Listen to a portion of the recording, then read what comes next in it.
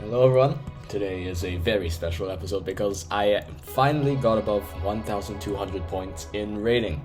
I'm a blue keyframe now. So anyways, without further ado, welcome to the AtCoder Chronicles, and today I am going to be covering the first 6 problems of ABC371, including F, which according to Kenku, which a lot of people use to track the progress, link in description, is a yellow problem with a difficulty of 2,109. Let's go. There are 3 brothers, A, B, and C, with distinct ages. You know the comparison between all 3 pairs of brothers, AB, AC, and BC, and are asked to output whomever is in the middle in terms of age. So for this question, it's enough to do some casework, and just check your code to be careful since there are quite a few cases, but you should be fine. There are n families and m babies are born between them. You're given the family and gender of each of the babies in order of when they were born. For each baby, to determine whether they are the first male of their family. For this one, you just create 2 Boolean arrays, one to mark the answer for each baby and the other one to mark whether a family has already had a male child. This problem is quite a jump in terms of difficulty compared to the previous 2 and is harder than the next problem, in my opinion. Anyways, you're given 2 simple undirected graphs, G and H, with the same number of vertices, which can be up to 8. Simple means no double edges or self-edges. You can invert the state of an edge existing between vertices I and j, where I is less than j, in H, with cost aij. Find the minimum cost to make G and H isomorphic. So, now I didn't know what 2 graphs being isomorphic meant until I saw this, and AtCoder gives this definition, but simply put, isomorphic graphs have a 1-to-1 correspondence between the vertices, so you can map each vertex on G to 1 on H, such that you have the same edge arrangement. Since there are a maximum of 8 vertices, it's enough to permute through all the edge arrangements and find the minimum cost required to make G and H isomorphic on each mapping. I use the DFS like an absolute casual, but you can just use the next permutation function under include algorithm. I'm still going to show my code though.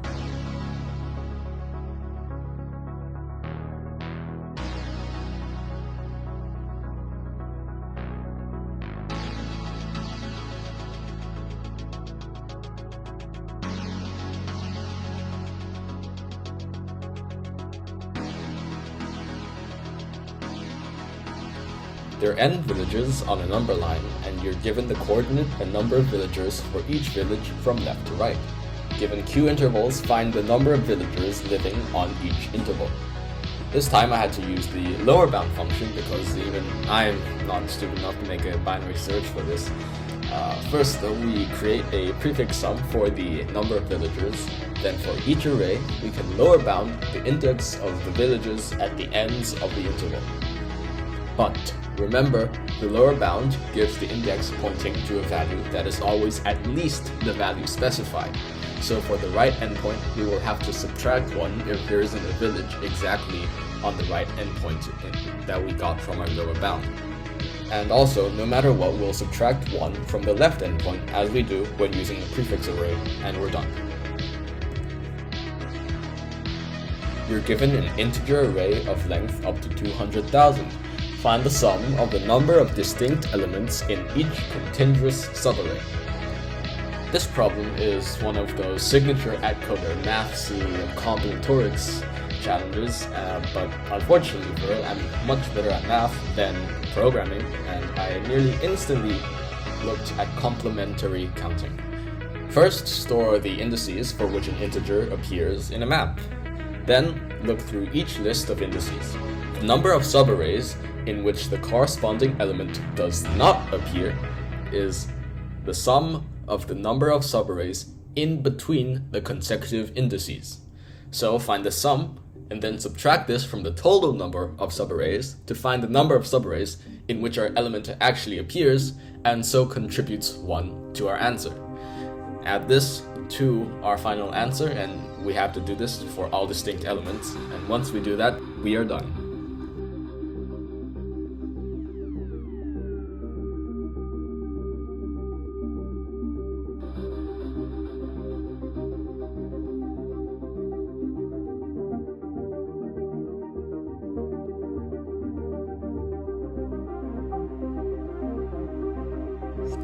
There are n people labeled 1 to n on a number line. Person 1 is to the left of person 2, who's to the left of person 3, and so on.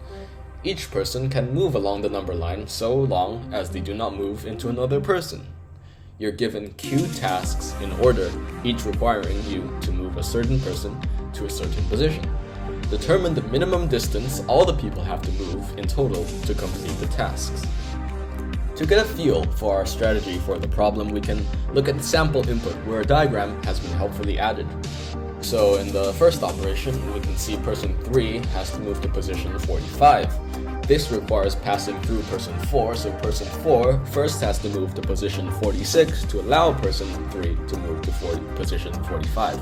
Similarly, in the second operation, 2 people are between person 4 and position 20, so they need to be moved to positions 18 and 19 to allow person 4 to move to position 20. So we can see that the people start to clump together into consecutive clumps, which looks promising as a starting point. But it's a shame that they wouldn't just all move to the same position, because array segment assignment is something that we know how to do. But actually, it is in fact possible to do.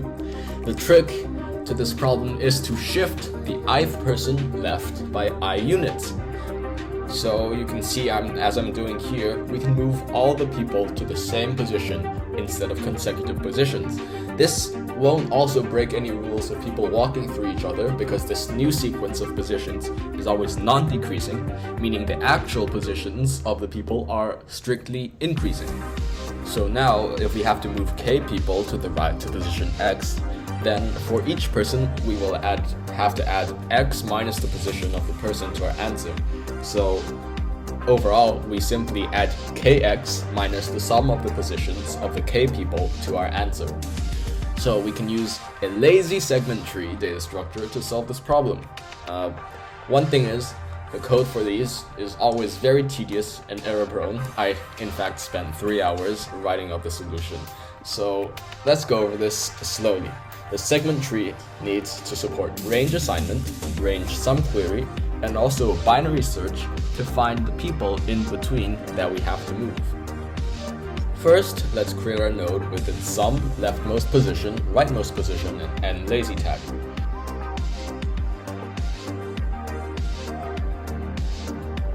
Next, we create a merge function to merge the 2 child segments to their parent.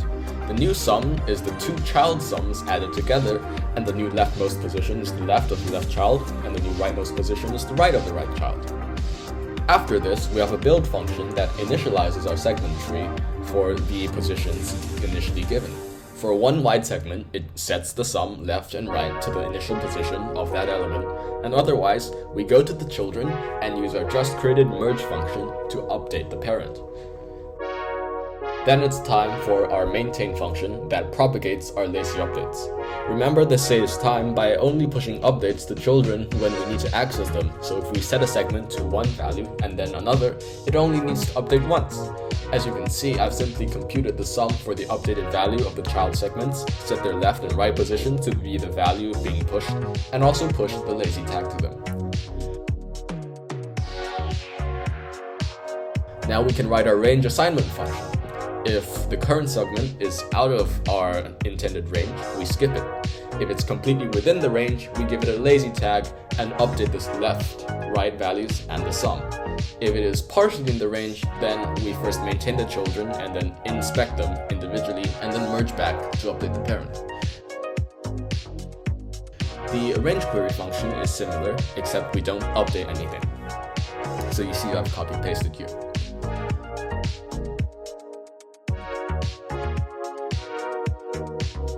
Lastly, we need to write our binary search function. Let's do our right search first. So if we reached a one wide segment, then we have arrived at an answer. Otherwise, maintain the children and then check if the sought value is in the right child. If so, search there, and otherwise search in the left child.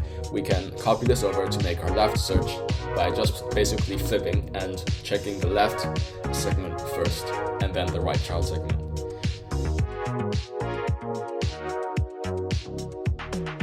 Now we're basically done. Input the array and then apply our offsets. So here I add 100 million to each number to make sure that they won't be negative. Build the segment tree. Input the queries. Offset the query position. Check if we need to move left or right. Binary search the indexes of the people we need to move. Compute how much they need to move. Add it to the answer. Move the people. Output the answer. We are done.